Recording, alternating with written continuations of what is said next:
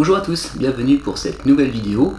Une vidéo qui va traiter d'une nouvelle rubrique, la rubrique Review. Une rubrique que j'ai décidé de créer la semaine dernière. Pour quelle raison? Simplement parce que en tant que coach, je cherche toujours à me former pour apprendre des choses donc, sur le coaching, la nutrition, mais pas que, également tout ce qui est psychologie, développement personnel, tout ce qui peut aider mes abonnés à progresser ou tout du moins à bien comprendre les programmes, mieux les interpréter afin d'arriver plus rapidement à leur objectif.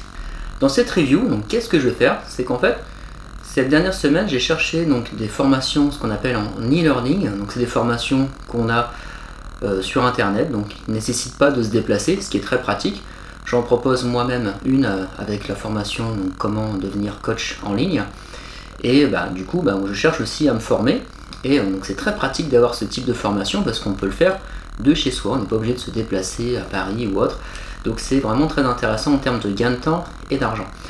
Donc je cherchais différents sujets donc, pour me former, mais je cherchais un sujet donc, sur l'alimentation, mais pas sur des techniques pour mincir, plus sur l'alimentation psychologie.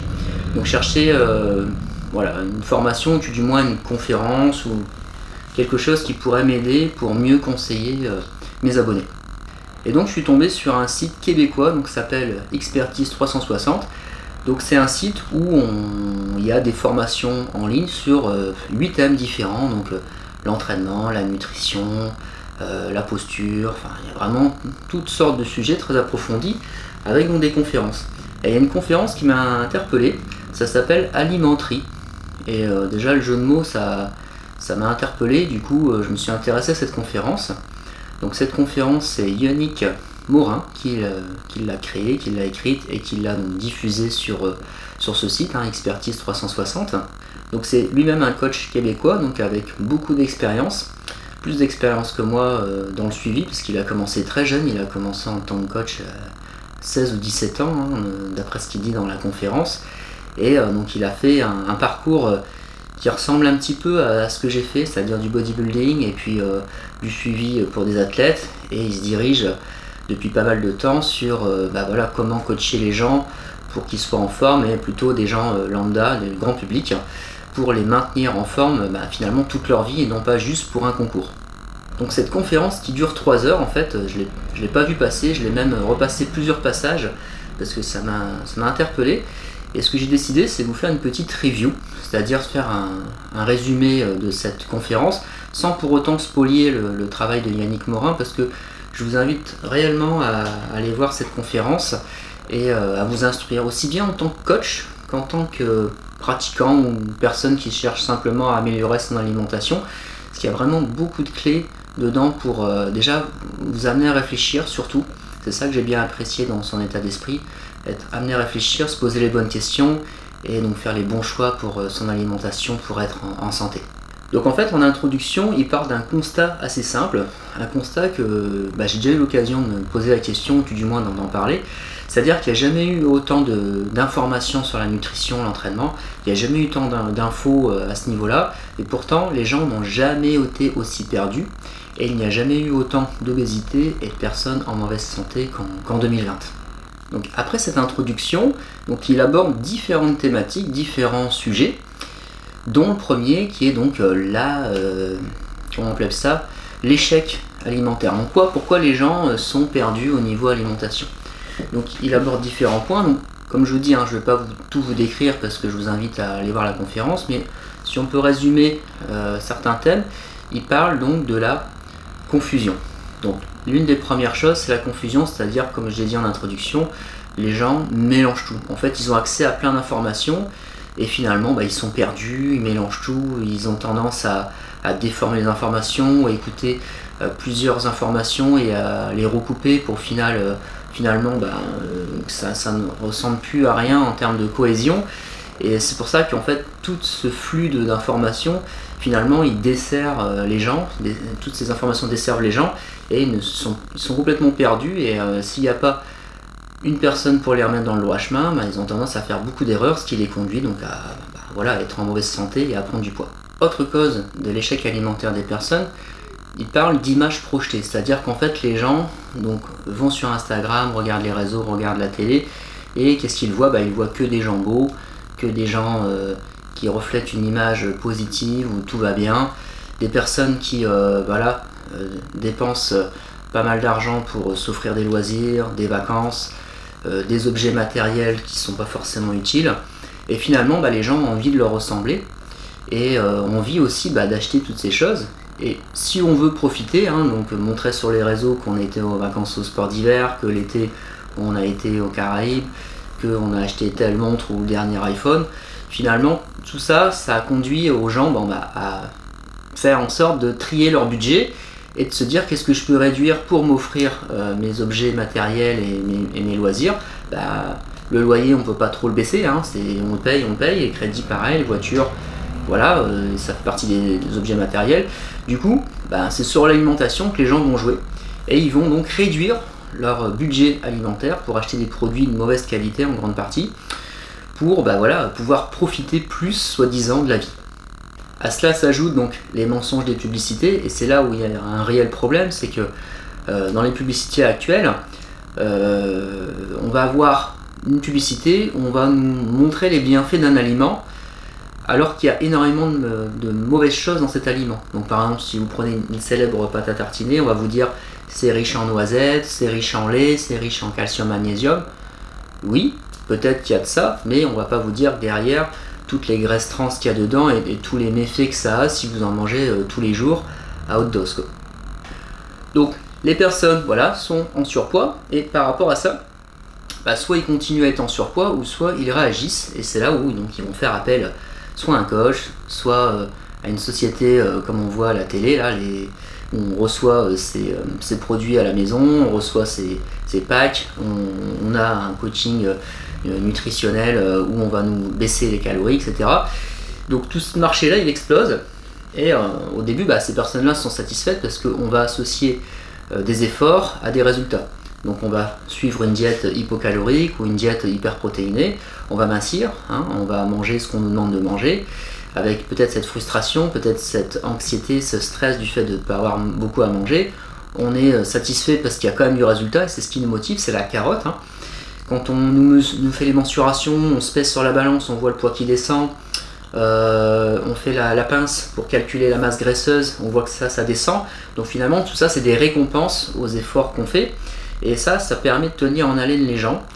Sauf que à un moment donné on ne peut pas mincir à l'infini, et on arrive forcément à une notion de plateau, c'est-à-dire de stabilisation. Donc toutes ces techniques d'amincissement qui vont faire donc descendre les gens à leur poids, à un moment donné ce plateau-là va amener de la frustration, c'est-à-dire je fais des efforts, je ne progresse plus, donc je suis frustré. Et nous on sait très bien qu'en tant qu'être humain, si on fait des efforts on veut être récompensé, sauf qu'en alimentation, en perte de poids, à un moment donné on est obligé de stagner, et plus on va vouloir faire d'efforts pour gratter des grammes, gratter des centimètres sur le tour de taille, plus ça va être dur, et plus ça va être des contraintes, et plus ça va être stressant pour le corps. Et ça, à un moment donné, le corps humain a ses limites. Ce qui veut dire qu'en fait, toutes les techniques de régime hypocalorique, hyperprotéiné, toutes ces méthodes pour vous faire mincir, elles vont fonctionner, mais elles vont vous amener à un plateau qui fait qu'à un moment donné, vous allez être frustré, et cette frustration va vous amener à l'échec, c'est-à-dire à abandonner pour reprendre vos mauvaises habitudes. Et le risque, il est là. Le risque est d'utiliser des techniques qu'on capte donc chez les athlètes pour les adapter sur le grand public. Et la difficulté, c'est que ces techniques-là fonctionnent, mais elles ne seront pas sans impact pour les gens. Elles ne seront pas sans impact, surtout dans l'avenir de ces personnes. L'avenir de ces personnes, qu'est-ce que c'est ? C'est on fait un avant-après. On voit chez partout, chez les coachs, les avant-après, j'en fais moi-même. Mais moi, je pense qu'il y a donc trois notions, et Yannick Morin l'explique très bien. C'est la notion de avant, la personne est en surpoids avant, après, elle a minci.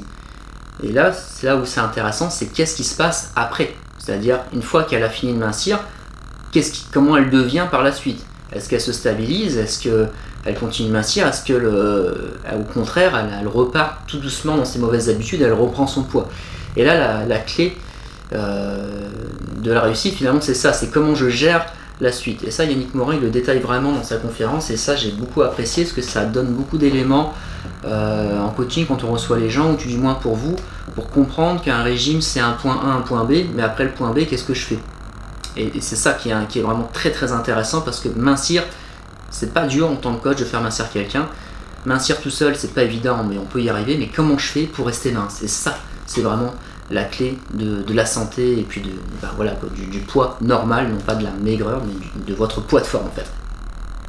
Autre sujet traité, le problème du nutritionnisme, non pas du nutritionniste. Le nutritionnisme en fait, c'est une personne qui va tout analyser, c'est-à-dire qu'elle va regarder les calories qu'il y a dans chaque aliment, les macronutriments, protéines, glucides, lipides, les vitamines qu'il y a dedans. Donc en fait, le problème de ce type de personnes, c'est qu'ils vont être trop calculateurs, ils vont regarder l'aliment ce qu'il y a dedans, au lieu de savourer l'aliment pour ce qu'il est, et de faire en sorte que il y a des aliments, il y a dans chaque aliment des choses bonnes, des choses moins bonnes, et qu'il ne faut jamais perdre de vue le côté gustatif, le côté plaisir, et qu'il ne faut pas être dans l'analyse de chaque aliment que vous achetez, sinon on perd toute cette notion de plaisir de manger, et on devient frustré par rapport à ça, ou on n'ose pas manger du beurre de cacahuète parce que oulala, les calories c'est énorme, alors qu'on peut prendre un peu de beurre de cacahuète si c'est pas exagéré et que c'est pas à la cuillère 2 fois par jour. Donc tout ça c'est vraiment très important de le comprendre, parce que parfois moi je reçois pas mal de questions de gens dire ah bah tu manges ça, on a le droit de manger ça. En fait on a le droit de tout manger quoi. C'est juste que voilà, il y a des moments qu'on peut prendre des choses, des moments il faut en prendre moins, et soit parce qu'on prend une cuillère de beurre de cacahuète que ça va s'aborder notre diète quoi, clairement. Après bien sûr il traite les sujets comme on voit avec les allégations en santé, donc teneur réduite en sucre, sans sucre ajouté, produits riches en oméga 3. Donc il explique bien en quoi la société agroalimentaire cherche plus ou moins à nous leurrer, c'est-à-dire à nous faire croire qu'il y a des bons produits dans ce qu'on achète, et sans forcément mettre en avant les difficultés ou les carences du produit quoi. Et ça c'est très important, parce que par exemple quand vous achetez des compotes de pommes, on va mettre sans sucre ajouté. C'est juste qu'il y a du sucre quand même dans les compotes, donc c'est très bon pour la santé, mais c'est juste qu'ils n'ont pas rajouté de sucre. Donc, parce qu'il y a des compotes où ils rajoutent du sucre dedans. Donc c'est juste ça qu'il faut bien comprendre pour pas se laisser avoir, parce que parfois on lit l'étiquette, il y a une étiquette aguicheuse, et puis en fait finalement c'est juste de la compote normale, il n'y a rien de moins, il n'y a rien d'allégé du tout là-dedans quoi.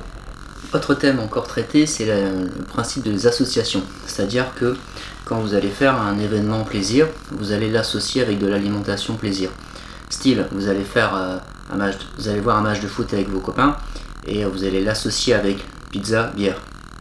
Ce qui fait que systématiquement quand vous allez voir un match de foot, il faut qu'il y ait cette pizza et cette bière, sinon vous avez l'impression qu'il vous manque quelque chose. Et ça on l'a tous vécu. Ça peut être aussi faire une activité, systématiquement passer par l'endroit où on vend des glaces. Et systématiquement on crée des rituels en fait qui sont pas toujours positifs, même si bien sûr on a le droit de se faire plaisir. C'est le fait de tout le temps associer une activité à une autre, et ça en fait ça ancre des mécanismes dans le cerveau qui fait que c'est très difficile après de s'en détacher quand on veut faire attention. J'attire également l'attention sur le fait que les sports d'endurance sont devenus pour ainsi dire en grande partie des prétextes à manger beaucoup, des prétextes à augmenter ses apports en glucides, ou du moins de se faire plaisir davantage.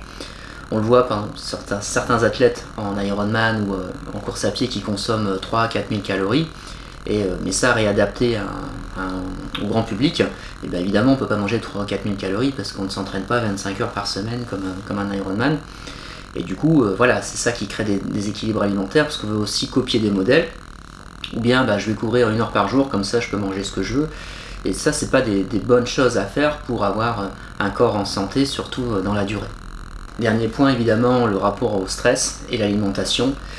Évidemment, plus on est stressé, plus on a envie de manger. N'oubliez pas que le cerveau consomme 20% des glucides qu'on consomme, donc plus on est stressé, plus le cerveau tourne, et plus il consomme, plus il veut de sucre en fait. Et ça aussi c'est un facteur important à prendre en compte, notamment aussi quand on veut tenir, quand on est fatigué on a envie de manger plus, quand on se couche tard, tout ça crée des envies sucrées, et le stress va être un facteur qui va vous pousser à manger davantage. Ça c'est certain, et vous l'avez déjà sans doute vécu, quand vous voulez tenir 3-4 heures en plus pour faire le boulot, bah voilà, vous avez envie de manger quelque chose de sucré, ou si vous êtes dans une situation d'un coup, s'il y a un stress, et ben on a envie de manger, ou juste après on a envie de manger quoi. On l'a tous vécu ça, et c'est important de prendre du recul par rapport à ça, c'est de se dire voilà, j'ai faim, mais en fait c'est parce que j'étais stressé, c'est pas que j'ai faim réellement, c'est qu'il y a eu un stress. Donc posez-vous aussi ce type de questions. Donc ce que Yannick Morin conseille, et ce que je conseille aussi, c'est que si vous voulez vous remettre en forme, c'est important de se faire accompagner, parce que le fait donc déjà de rendre des comptes et d'avoir quelqu'un qui nous accompagne, c'est toujours un plus pour avancer donc vers ses objectifs et surtout éviter les erreurs. Après évidemment dans le choix de votre coach, prenez quelqu'un qui va vous amener d'un point A à un point B, mais du point B au point C, D, E, F, c'est-à-dire qui va vous faire mincir certes, mais qui va vous expliquer pourquoi il vous a fait mincir, comment il vous a fait mincir, qu'est-ce qui a fonctionné chez vous, qu'est-ce qui n'a pas fonctionné, qu'est-ce qui est important de faire attention. C'est-à-dire que moi par exemple sur les gens que j'entraîne, je leur explique bah voilà, à combien on est arrivé en termes de calories qui correspond à leur métabolisme pour rester mince. Donc c'est important de le noter, de le justifier, de le faire comprendre à la personne. Ça veut dire que si elle a fini, et bien après, il ne faut pas qu'elle remange comme avant, sinon on va regrossir. Si elle a fini, c'est au moment où elle a fini, c'est le stade des calories qu'elle mange, c'est les calories qu'elle est censée tenir toute sa vie, parce que c'est ce qui l'a permis de rester mince. On parle pas de maigreur, on parle de poids de forme. Et ça c'est important d'avoir une approche, comme dit Yannick, systémique, c'est-à-dire une approche globale de l'alimentation et non pas de la nutrition, une approche générale, c'est-à-dire voilà, être en santé, c'est quoi? C'est aussi de se faire plaisir un petit peu, mais c'est pas de créer des tocs alimentaires, c'est de mincir jusqu'à un stade où je peux tenir après ce poids parce que je me sens pas faible, je crève pas de faim, je suis en forme, et c'est d'arriver à ce stade-là, et non pas d'arriver à un stade où peut-être que oui, avec 2-3 kilos en moins, j'ai les abdos plus affûtés, ou je suis plus marqué, mais je sais pas le tenir dans le temps. Hein, c'est comme pour les athlètes, on sait descendre des athlètes à 5% de masse grasse, mais après, qu'est-ce qui se passe après? Après, qu'est-ce qu'on fait? On mange, on prend 5, 6, 7, 10 kilos après la compète, et ça choque les gens, mais c'est normal, on ne peut pas rester aussi sec, c'est beau sur les photos, c'est beau dans le cliché, dans l'instant T, mais dans l'après, évidemment, on ne peut pas maintenir ce niveau-là. Et maintenir un bon niveau, c'est d'avoir une alimentation qui ne nous met pas en faiblesse, et où il n'y a pas de frustration, et on est en forme, en santé, et on a du plaisir à le faire. Donc voilà pour le petit review de l'article Les alimenteries de Yannick Morin. Donc évidemment, moi je vous conseille d'aller voir cet article, je vais vous mettre le lien dans la description. C'est pour tout public, je dirais pour les coachs, mais également pour les gens qui veulent se cultiver au niveau alimentaire, ou qui ont du mal à s'en sortir, qui aimeraient comprendre plusieurs points qu'on ne nous explique pas déjà dans la vie de tous les jours. Après, il porte également des questions pour donc, vous remettre en question, vous interroger. Et je terminerai sur ça d'ailleurs, notamment sur le fait que quand on est dans les sociétés de consommation comme actuellement, on va faire ses courses dans un hypermarché, on remplit le caddie, hop, on met tout dans le frigo, on mange, et puis il y a des fois il y a des trucs qu'on jette, ou des trucs qu'on mange en trop parce qu'il y avait un lot, donc on a pris le lot parce qu'il y en avait un acheté, un offert, etc. Mais ce qui est intéressant aussi, c'est que si, par exemple, tous vos légumes, vous les cultiviez vous-même, ou si vous occupiez des poules pour avoir vos œufs, est-ce qu'on consommerait de la même manière? Est-ce qu'on jetterait plus facilement les légumes? Est-ce qu'on balancerait les œufs, sachant que derrière, on a fait des efforts pour nourrir les poules, s'occuper d'elles, que le jardin on l'a arrosé, qu'on a défraîchi, etc. Donc finalement, si c'était nous-mêmes qui faisions notre propre nourriture, qu'on cultiverait nous-mêmes notre propre nourriture, on ferait certainement beaucoup plus attention à ce qu'on consomme. Alors qu'actuellement, quand on fait ses courses, des fois on peut jeter des choses ou en acheter en trop, parce que de toute façon, entre guillemets, on s'en moque, et la semaine d'après, on retournera faire des courses. Donc posez-vous ce type de questions. Donc voilà, c'était la première review sur les alimenteries. Je vais regarder s'il n'y a pas d'autres articles intéressants, j'en ai vu d'autres. Et si ça vous plaît, mettez-les moi dans les commentaires, parce que du coup ça me fait des sujets, et en même temps ça me permet de me former aussi, et puis de vous donner voilà, des petites astuces pour vous aider. Et après bien sûr, si vous voulez aller plus loin, vous pouvez aller voir la conférence comme je vous ai dit. Voilà, je vous dis peut-être pas forcément la semaine prochaine, dans 15 jours, parce que ces reviews là ça prend un peu de temps, parce que pour les formations il faut les faire, et j'alterne avec les autres articles donc sur mon blog et puis sur le journal ou YouTube, comme vous pouvez le voir chaque semaine. Donc voilà, je suis content de voir que ça vous plaît, que vous mettez de plus en plus de likes et de commentaires. N'hésitez pas à continuer à le faire, ça me motive à continuer là-dedans. Voilà, je vous dis à très bientôt, et je vous dis bon entraînement et surtout une bonne alimentation plaisir, avec pas trop d'excès, mais non plus pas trop de frustration. Bye bye.